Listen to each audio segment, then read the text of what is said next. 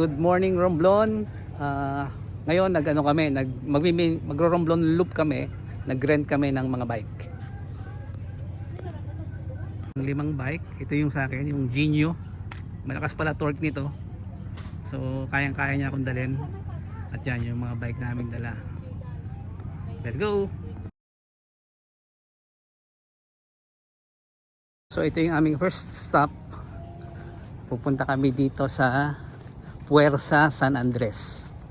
There it is. Yun. Tingnan natin kung anong meron dito. Nauna na sila.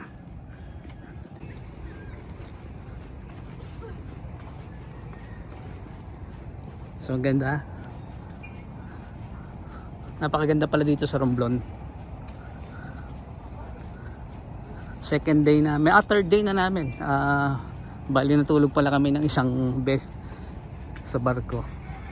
And then second night dito, and then this is our third day. And look at the view. Amazing. So kaya tayo dito, parang ruins ito. So first time tanungin natin kung anong significant na nangyari dito sa lugar na to.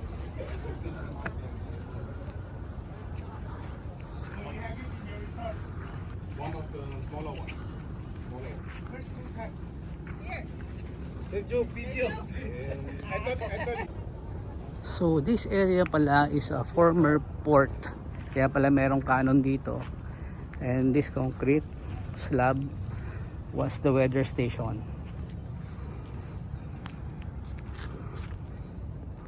So ito yon.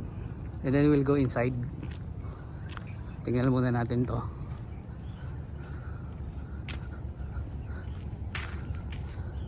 Si Father Agustin de San Pedro Orsa. So parang Portugal. Dumating siya sa Manila noong 1623 and elected prior of Cagayan. Siya pala nag-build nitong fort na to. And from here makikita nyo yung mga islands. Maganda dito, Sergio. So, akyat tayo, pasok tayo dito sa fort.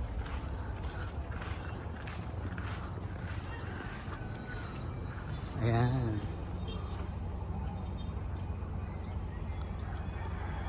Puersa San Andres, the fort of San Andres. So look at this one. Maliit lang siya, pero this is very old. You still have enough smoke? Yeah, yeah. Ah, okay.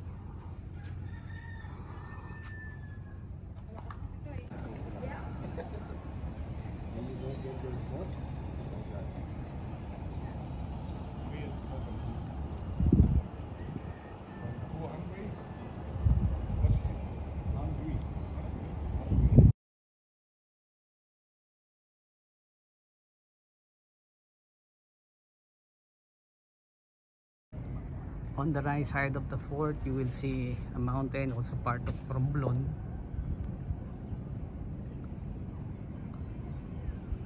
Very spectacular view.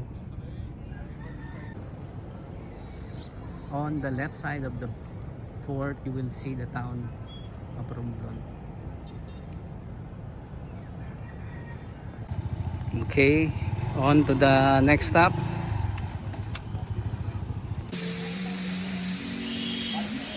Next stop namin, mga marbles. So amazing kung paano nila ginagawa itong mga figurine na to, made out of marbles.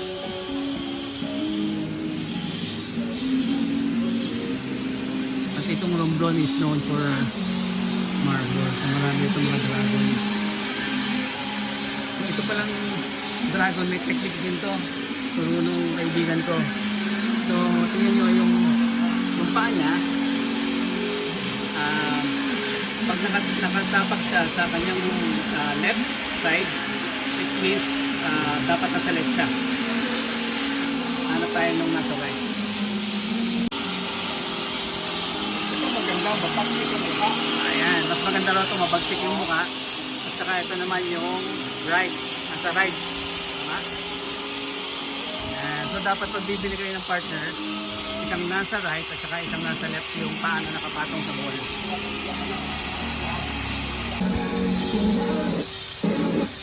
So sa Chinese culture, ito palang significance ito is to prevent the evil spirit from coming into your house or kung anong establishment mo ilalagay, restaurant, kung ano man sa hotel. Yun pala ang significance niya. This elephant is also amazing, made out of marble.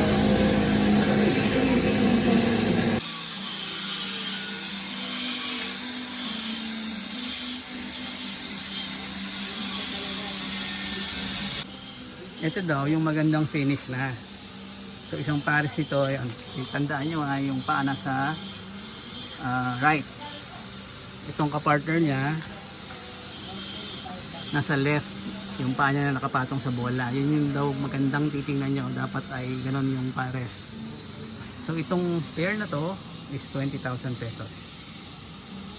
Oo nga, ganda ng mukha. Wapo, ganda nga.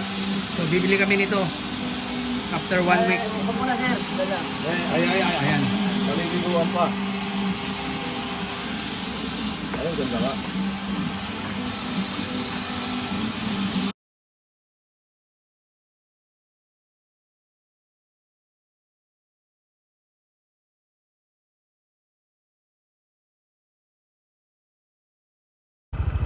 Enjoy!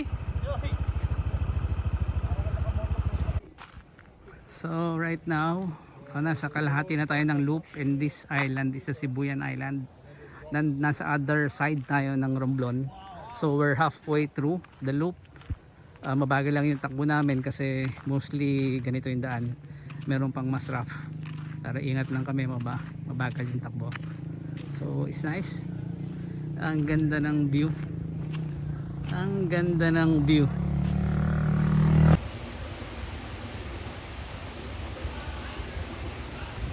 No!